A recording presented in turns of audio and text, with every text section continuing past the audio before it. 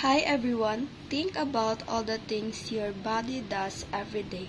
Moving, thinking, growing. All of this requires energy, and that energy comes from cellular respiration.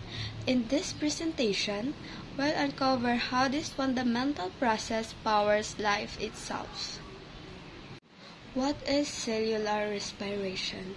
Cellular respiration is the process of breaking down glucose with oxygen to produce energy, water, and carbon dioxide.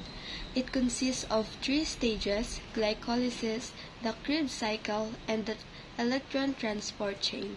With oxygen as the final electron acceptor, this process powers cellular functions. The three main stages of cellular respiration are glycolysis, the Krebs cycle, and the electron transport chain. Glycolysis occurs in the cytoplasm, breaking down glucose into pyruvate, while producing a small amount of ATP and NADH. The Krebs cycle takes place in the mitochondrial matrix, generating carbon dioxide, electron carriers, and a small amount of ATP.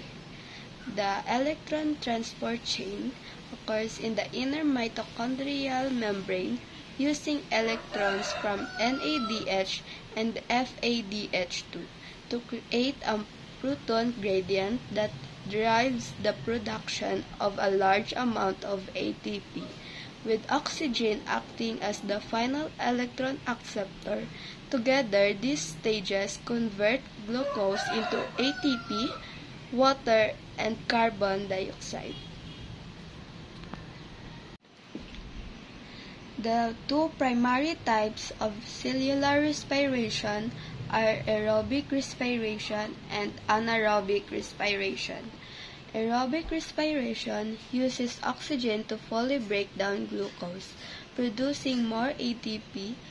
Anaerobic respiration is efficient and common in most organisms, while anaerobic respiration occurs without oxygen, yielding less ATP and byproducts like lactic acid or ethanol.